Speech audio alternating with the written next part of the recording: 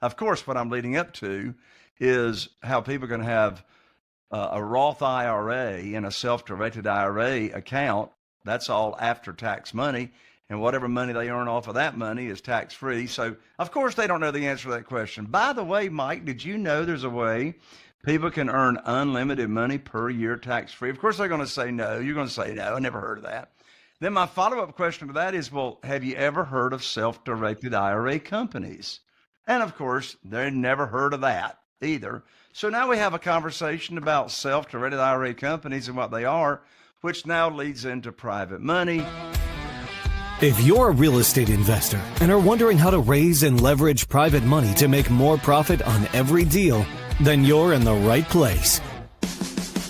On Raising Private Money, we'll speak with new and seasoned investors to dissect their deals and extract the best tips and strategies to help you get the money, because the money comes first. Now here's your host, Jay Conner. Welcome to the Investor Fuel Real Estate Investing Show, where I interview the nation's top real estate entrepreneurs, industry leaders, and other amazing entrepreneurs to help educate and inspire you to take your business and your life to the next level. My goal is to add tremendous value to you during every single episode of this show.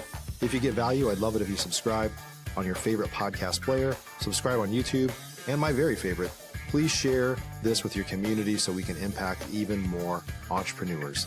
Let's start today's show.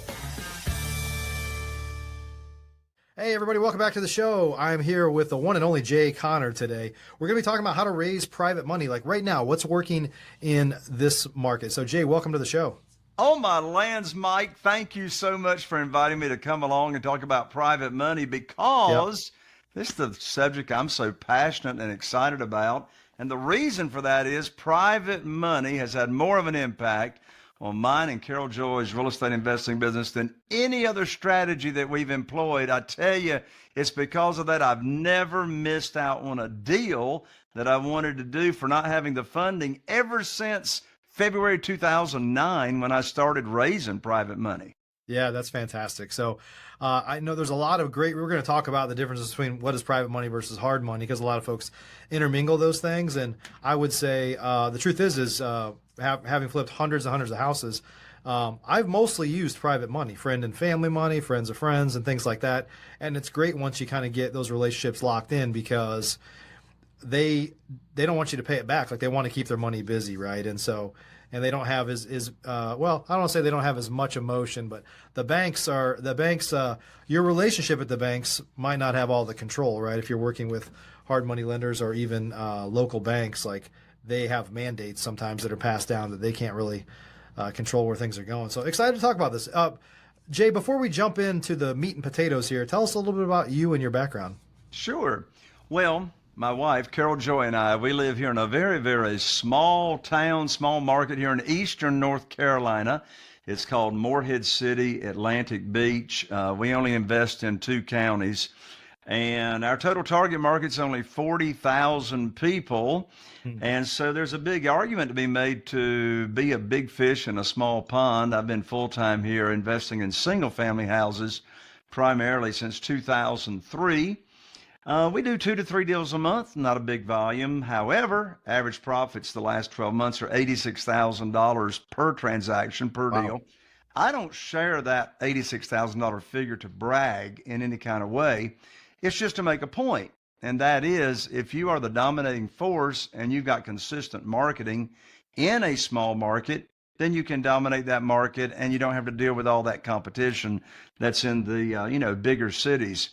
Yeah, so I was raised in the mobile home business, manufactured housing. They used to call them trailers and wobbly boxes, but the financing for that product by and large went away in 2003. I knew I wanted to get into single family houses ever since that time, when I started in 2003. And you know what's interesting, Mike, is a big part of my story is from 2003 until January 2009, the only thing that I knew to do to get my deals funded was go to the local bank or mortgage company, get on my hands and knees and put my hands underneath my chin and say, please fund my deal. And, the bank would make me pull up my skirt and show all my personal assets. And I had to get my credit score pulled and show my financial statement and all that. And Mike, that worked out okay for the first 6 years, from 2003 to 2009. But in January 2009, everything changed, Mike. Everything changed in January 2009. I was sitting here at this very desk, and I picked up my telephone. Now, we still have handsets and cords in North Carolina. A lot of people haven't even seen that in a while. But I picked up the phone, and I called my banker. His name was Steve. Now, this was January 2009. And I called up Steve. Steve had funded a ton of deals for me for 6 years here in our local market. And I told him about these 2 houses that we had under contract to buy. And Mike, I learned like that over the telephone that my line of credit had been shut down with no notice. I said, Steve, what in the world are you telling me? That my line of credit is closed. We've got a great relationship. We've been doing business for 6 years. I got a great credit score, never late on payments. Why is my credit line shut down? He said, Jay, don't you know there's a global financial crisis going on right now? I said, no, but you just gave me a financial crisis. I don't have a way to fund my deals since you've cut me off. He says, well, we're not loaning money out to real estate investors anymore. So I put my phone on the handset, and Mike, I sat here and I sat here for a moment. And I asked myself a very important question, and I want to share this question with you and your audience. This question that I asked myself will help fix any problem anybody's got going on in their life. I don't care if it's financial, health, career, relationships, it doesn't matter. Help fix their problem. By the way, these people running around saying every problem is an opportunity. I want to be like the Kool-Aid guy and run into the brick wall. That's the most stupid thing. I didn't have an opportunity. I had a problem. Let's face the facts, right? Now that problem became an opportunity, but at the moment it's a problem. So here's the question I asked myself. I said, Jay, who do you know that can help fix your problem? I'm not having any more funding for your deals. And I immediately, the power's in questions. I immediately thought of my good friend Jeff Blankenship, who lived in Greensboro, North Carolina at the time. He was investing in single family houses. I picked up the phone, I called Jeff, and I told him what happened. He said, Jay, welcome to the club. I said, what club is that? He said, the club of having the bank shut down your line of credit. I said, well, Jeff, how are you going to fund your deals? He said, well, have you ever heard of private money? I said, no. He said, have you ever heard of self-directed IRAs and how people can take their current retirement funds and transfer it over to a self-directed IRA company and invest that money and loan it out to us, and we pay them interest and they earn either tax-free or tax-deferred income? I said, Jeff, what in the world are you talking about? I don't know what you're talking about. I said, what is private money? He said, well, there's this gentleman down in Jacksonville, Florida, by the name of Ron LeGrand, that says he can teach us how to get private money. I said, well, what is it? He said, I don't know, but Ron says we can get a lot of it. So that's why I went to my first real estate investing seminar after being in this business for 6 years to learn about private money. So I went to Ron LeGrand's seminar, learned about private money. I came back home, Mike, and you know what I did? I put on my teacher hat, and I just went about teaching people. My teacher hat says private money teacher. And I just went about teaching people, first of all, that I go to church with or in my cell phone, my own connections. I started teaching people what private money is and my program that I put together. I decided what interest rate I was going to pay, how they could get their money back in case of an emergency, maximum loan to value and all that. And I just started teaching people in my own network what private money is and how they can get high rates of return safely and securely. As a result, I was able to raise a couple of $1 million in less than 90 days by just teaching the opportunity. So instead of going to the local bank and asking for a mortgage, in this world of private money, we're offering a mortgage or offering an opportunity. That's great. Yeah. And there's a lot of people, and I think I know what you're going to say here, but there's a lot of people that you probably work with that are not, they don't have business cards. They don't think of themselves as a lender. They're not a lending company. They're just maybe wealthy individuals, or maybe not all that wealthy, but they've got some money to put to work and they're afraid of the stock market, or they want something that's a little more tangible, or they want to put it with somebody that they know, like, and trust, or whatever. Right. So maybe tell us a little more about what is like private money. How does that compare to other, how do you compare it to, hard money or local banks or whatever? Like, what's the definition of private money in your world? Yeah. Well, what you just said is a very, very important point. And that is, these are just private lenders are just regular people. These are individuals, human beings that are looking or would love to have a way to get a higher rate of return safely and securely. Maybe they got their money in the local bank in a certificate of deposit. And, you know, when I say I put on my teacher hat and started sharing this with just people in my own network, I've got 47 private lenders right now, Mike, that are funding our deals, loaning money out on our real estate deals. 47 individuals. Here's what's interesting. And by the way, if you're listening to this show, you don't need 47 private lenders. You just need one or two to get started. But what's interesting is, Mike, not one of these 47 people ever heard of private money, private lending, self-directed IRAs. None of them heard about it.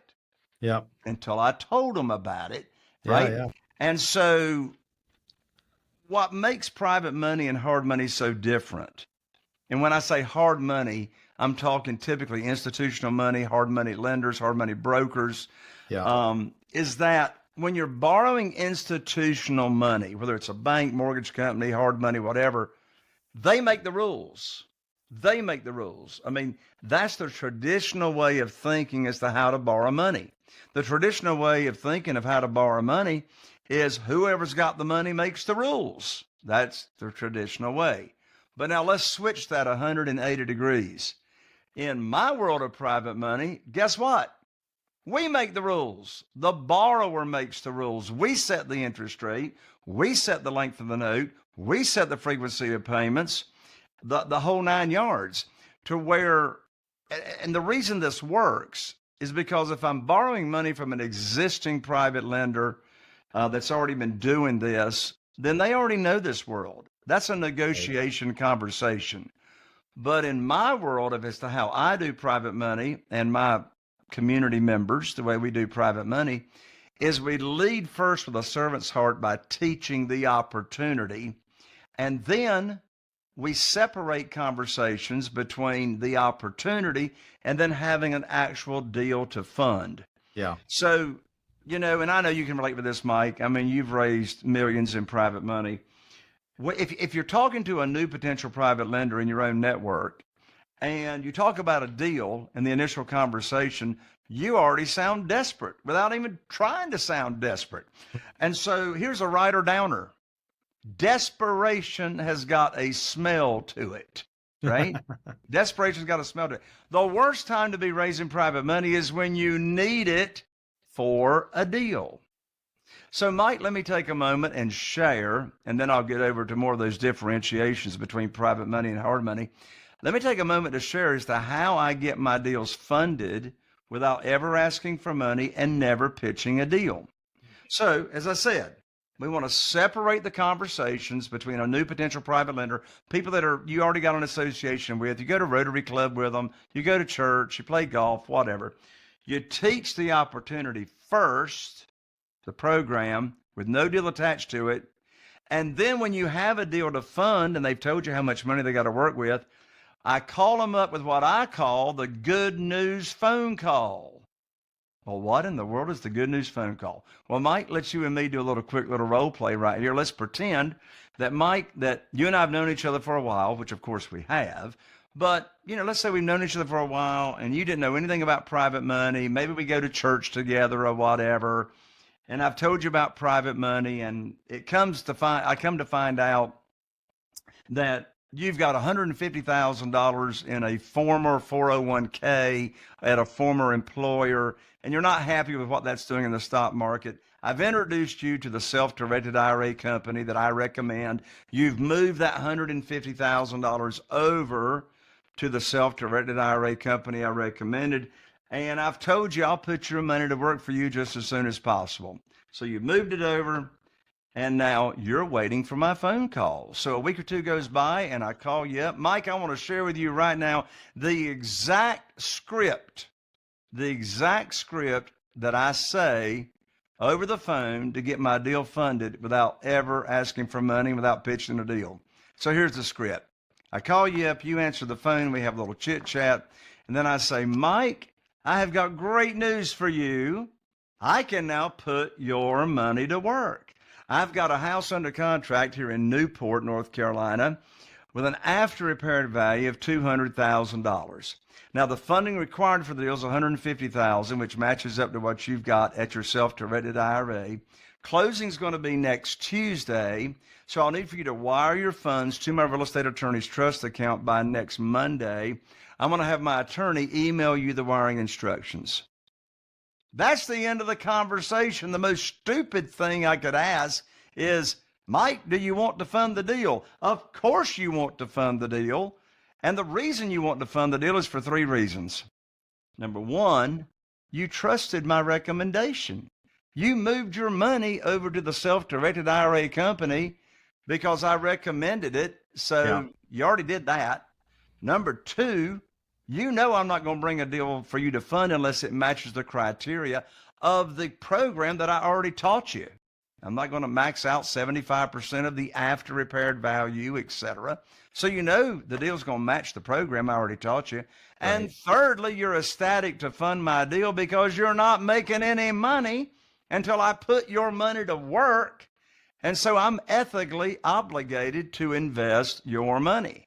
So that's why it's just that natural flow of teaching and then the good news phone call. Back to your question. Sorry, I digressed. No, this is great.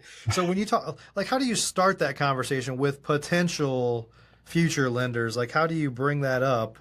And I guess, and you know, you might be a little bit different than some of the students you have or people that are listening to this right now. Like, what are some common ways that people can kind of start those conversations, planting those seeds, whether it's at church or through a friend of a friend or at a wedding or on social media even? It's funny you bring up the wedding. A few years ago, I was at a wedding and I was at the reception at an 8-top table, round table, eating mince and cake and drinking punch. And I got to meet this lady whose husband had just retired from being a dentist, and he had a problem having $700,000 that he didn't know what to do with. He became a private lender. Anyway, I love, how do you start conversations? Well, there's the direct method and there's the indirect method. So let me start with a short story of how you start a conversation using what I call the indirect method. My very first $500,000 that I raised after being cut off from the bank, I used the indirect method. I didn't know that's what it was called. I later named it that. But here's what I did. I came home. I had my private lending program put together as to what I was going to offer, the interest rate. By the way, I've been paying 8% ever since February 2009 with no points. Same thing. February 2009, summer 2025. Same thing, 8%, no points. Anyway, so I had my program put together. So indirect method. It was a Wednesday night at 7:30. Carol Joy and I went to Bible study, as we always do, on Barber Road at the Morehead City Church of Christ. And I walked into the foyer. I was looking for a gentleman named Wayne. Now, Wayne and I had known each other for a while.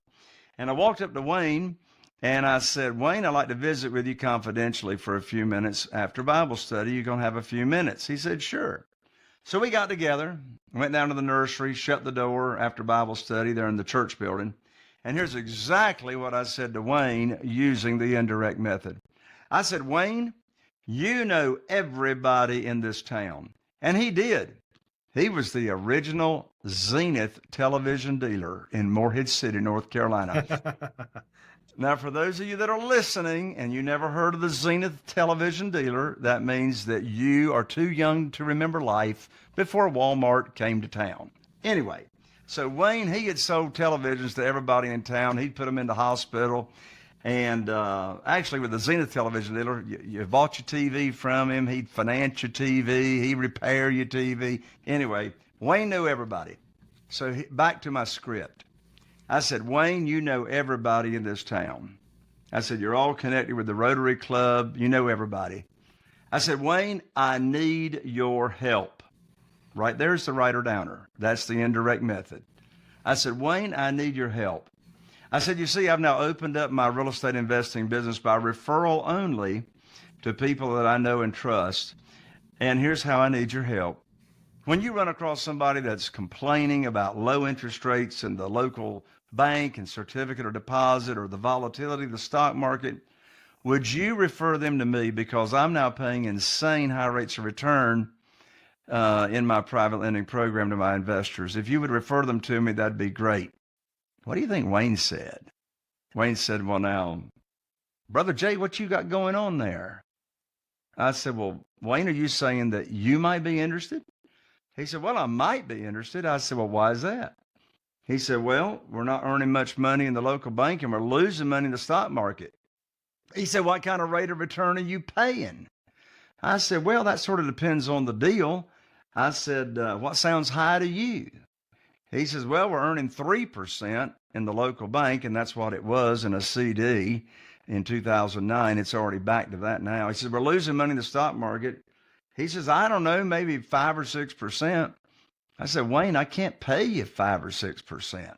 I said, but I can pay you 8%. He said, put me down for $250,000. And so the next afternoon, Thursday afternoon, I went to Wayne's home and I sat down with he and his wife.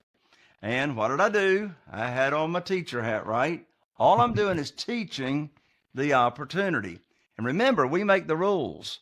So I'm teaching the interest rate that I'll pay on his investments, 8%. And I'm teaching them how they can get their money back in case of an emergency and what the maximum loan to value is. And I let them tell me the frequency of payments. I really don't care. And so after 2 cups of coffee on Thursday afternoon, that $250,000 became $500,000 at the end of that conversation. Remember the magic, no deal attached to it. We're just talking about the program. And then, of course, a week goes by and I give Wayne and his wife the call with the good news phone call. And here we go to putting their money to work. So the indirect method is just asking people to spread the word as to the opportunity that you have. And by the way, Wayne did refer, I don't know how many new potential private lenders to us that still fund our deals today. That's the indirect method. How do you start conversations with the direct method? Well, I call that the magic question. And the magic question is, quote unquote, do you have investment capital or retirement funds not giving you a high rate of return safely and securely? Now, obviously, you're not going to start out a conversation with the magic question, right? You're just going to be in a conversation. I love bringing up the topic with by the way lead-ins. By the way. So here's a lead-in to bringing up the topic. Let's say, Mike, you and I are having coffee or we're having breakfast or whatever. We're at the ice cream church social, whatever. So we're hanging out and we're visiting, and I say, Mike, by the way, did you know there's a way people can earn unlimited money per year tax-free? They're not going to know the answer to that question. Of course, what I'm leading up to is how people can have a Roth IRA and a self-directed IRA account. That's all after-tax money, and whatever money they earn off of that money is tax-free. So, of course, they don't know the answer to that question. By the way, Mike, did you know there's a way people can earn unlimited money per year tax-free? Of course, they're going to say no. You're going to say no. I never heard of that. Then my follow-up question to that is, well, have you ever heard of self-directed IRA companies? And, of course, they never heard of that either. So now we have a conversation about self-directed IRA companies and what they are, which now leads into private money. And then, well, do you have investment capital or retirement funds not giving you a high rate of return? So you see, I start out educating, right? That's the whole secret. I start out conversations educating people as to what this is, coming and leading from a servant's heart and not from a vantage point of need or want. I'm leading with value. Lead with value as to how you can serve them. What's interesting that a lot of folks, if they step back and think about it, a lot of real estate investors, if you step back and think about it, is you're dealing with, I guess I would say like smart people but unsophisticated money. Like they don't have overhead. They don't have a lending department. They don't have all the stuff that you think of with a traditional lender. They don't think of points. They don't think of. They're comparing it to their next best alternative, which is a CD or the stock market or something more traditional, right? And so, and I think also a lot of these folks, you probably would agree with this, correct me if I'm wrong, a lot of them have an interest in being a real estate investor, and you're saying, well, here's a way to get involved without having to do any of the hard work. You're just the banker, which everybody wants to be the banker. Anyway, am I right? They love the passive part of it. They don't have to find deals. They don't have to negotiate deals. They don't have to oversee rehab projects. All they do is wire money that they've got either in investment capital or retirement funds. Over half of our 47 private lenders are using their retirement funds that they already have in place. I've got retired teachers and every walk of life that you can think of. But they love the passive part. All they got to do is just sit back and collect checks or watch their account grow. Yep. And Jay, I think for a lot of folks, I'm curious what your thoughts are on this. For a lot of folks that start raising private money, you go from you don't know what to do to it's real quick to get to I have more than I need, right? Because the word spreads, or same way you're asking here. So what do you do to keep folks' money busy? I know some people become a hard money lender too, and they sublend it out, and they do some different things to keep it busy, or you got to ramp up your business to keep it busy. But what are some things you can do to keep, you kind of have some level of obligation now that somebody's pledged some money towards you, and you got to keep it busy. So what are some tips and tricks for that? Yeah, well, that's a great question, because for years with me, it was a juggling act. It was a juggling act. I got too much money. I'm looking for deals to put the money to work. And that's primarily been the problem. It's been a long time since I had deals and no money, and the same thing for my community. So what I developed is what's called your freedom number exercise.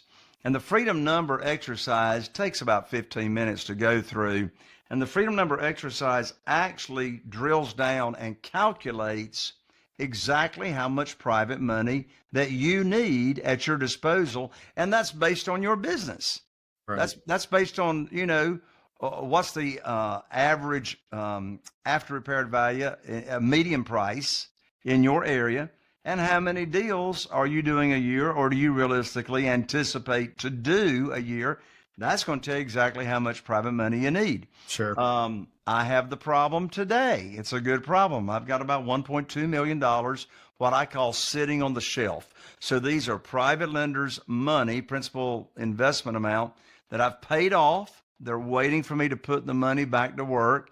And so, stop talking about it when you've got too much, because they're going to keep referring it to you anyway. I mean, it's been years since I even brought up the topic to anybody in conversation. I mean, I could provide that money for my mastermind community members, but I want them to raise their own. I don't want to match up money with people that need money. I did that. That did not go so well years ago. Yeah. People should be raising their own private money. And of course, that's what I teach at Real Estate Investors, what to do, how to raise your own very quickly without ever having to chase, beg, persuade or sell or talk anybody into anything. I mean, very quickly, you got a bunch of people chasing you instead of you chasing them. Yeah. And Jay, a lot of folks don't know, but a lot of times this money's right under their nose, right? Like, where do the average real estate investor, where do they go to find these people? Because it's not some far off land, right? No. There's three categories of where private lenders are or exist. Private lenders are, first of all, in your own warm market, your own connections, and they don't even know what private money is. They don't even know what a self-directed IRA is, until you teach them about it. So that's your own warm market, your own connections. Then, you're going to, if you really want to scale your business, you're going to run out of your own connections, your current connections. And of course, we all know there's a direct correlation between your network and your net worth, obviously. By the way, if you are a seasoned real estate investor, you need to be an investor fuel anyway and connect with all those other like-minded people that are investing in real estate. My most valuable assets are my fellow mastermind members. But anyway, the second category is what I call your expanded warm market. What in the world is that? Well, as I said, if you're wanting to scale your business, you're going to run out of your own connections and your own money if you're really wanting to scale it. So how can you expand your warm market? Well, I teach that all the time, but I can tell you one big tip. I've gotten millions of dollars in private money funding by becoming active in my local BNI, Business Networking International. And, even a little old Morehead City, North Carolina, population 8,000 people. We started up a BNI in 2007 with 22 of us. And your local BNI chapter members, they refer prospects to you of whatever business that you're in. Yeah. And so expanded market. And then the third category of private lenders are existing private lenders. These are individuals that are already loaning money out to real estate investors. Well, where do you find them? Well, one place to find them is at self-directed IRA networking events. Here's what's interesting. Over 70% of account holders at self-directed IRA companies want to loan you money. They want to invest in your deals. They want to be passive real estate investing with their retirement funds. That's a great place to network with them. However, that's my least favorite source, and I'll tell you why. If I'm having a conversation with an existing private lender, they already know the game. They're already spoiled at 12%. So now this is a negotiation conversation. Yeah. I would much rather be a teacher in my warm market or my expanding warm market, and they are ecstatic with 8% and no points. Yeah. Yeah. Once they, in their mind, refer to themselves or think of themselves as a lender, then they've kind of institutionalized themselves, right? Yes. Yes. Yeah. Well, Jay, we could talk about this for hours probably. If folks want to learn more, I know you've got a book that you're willing to give out to listeners of our show for free, I believe. Tell us about where they can learn more and where they can, learn more about you. Thank you, Mike. Well, I'm so excited about my most recent book. It's a national bestseller. It's called Where to Get the Money Now, and the subtitle is Where and How to Get All the Money You'd Want for Your Real Estate Deals without ever relying on institutional or hard money lenders. And the book is $20 at Amazon, but don't spend $20. Let me give you this book for free. Just cover shipping. And you can pick it up at www.jayconner.com/book. Now, I'm an ER, not an OR. JAYCONNER, which stands for extra revenue.com/book. jayconner.com/book. I'll autograph it. I'll rush it out to you, a priority mail. I'm also going to include 2 free tickets to the Private Money Conference, which is my live event I do 3 times a year. It's an amazing conference. I bring private money lenders to the event for you to network with, and it's a great event. I do it 3 times a year. 2 free tickets included with the book, jayconner.com/book. In addition to that, if you've enjoyed this show, and I know you have because Mike is an amazing host, if you've enjoyed this show and you want to learn more about private money in addition to the book, come check out my podcast. I'm in my 8th year of podcasting, 700 and some episodes. The name of the podcast is Raising Private Money with Jay Conner. And I'm always interviewing other people that have raised private money and how they go about raising private money for their real estate deals. Mike doesn't know it, but he's soon to be a guest on my show as well. Oh, there we go. He's raised a lot of private money, and I can't wait to interview Mike and turn the tables on him. That sounds great. Well, Jay, good stuff. We'll add the links down below in the show notes for anybody that wants to, that wasn't able to write that down. But Jay, thanks so much for sharing your knowledge with us today. And the truth is you can never have enough money. And, there's a lot of folks that in that last downturn had their lines pulled from them. I have lots of friends that had their lines pulled from them. And so you might think you have enough money, but, the rug might get pulled out from under you. And, at the end of the day, we got to make as much money as we can in this market. And one of the ways to do it is to find cheaper access to capital and capital that's a little more friendly and fast, right? I mean, we didn't talk about it much, but with private lenders here, it doesn't take you 3 or 4 weeks to get it closed. This is like as soon as the title is clear type money, because those folks want to keep their money busy. That's one of my 20 reasons I love private money is closing fast. We close our deals, and we offer to close our deals in as quickly as 7 days, which gets more offers accepted. Yep. Awesome. Well, Jay, thanks again for sharing some insights with us today on raising private money. Thank you, Mike, for having me so much. God bless you. Always good to see you. And everybody, hope you got some good insights from today. There's lots of ways to skin this cat. Private money is one of the best sources of money because it's cost effective and fast and friendly. So appreciate you guys a bunch. We'll see you on the next show. Thanks for joining us for today's show. You can learn more about the amazing benefits of the Investor Fuel Mastermind community, including surrounding yourself with hundreds of other rock stars, 100% financing on your deals, and members-only discounts from vendors you're likely already using that, as a member of Investor Fuel, will save you more than the cost of your membership. Visit investorfuel.com to learn more. You can also check out the show's notes for access to free resources, how to get access to world-class lead generation, and even how to work with me directly one-on-one. Don't forget to subscribe so you never miss another episode. See you on the next show. Are you feeling inspired by the knowledge you gained in this episode? Then head over to jconner.com/moneyguide. That's jconner.com/moneyguide and download your free guide that shares 7 reasons why private money will skyrocket your real estate investing business right now. Again, that's jconner.com/moneyguide to get your free guide. We'll see you next time on Raising Private Money with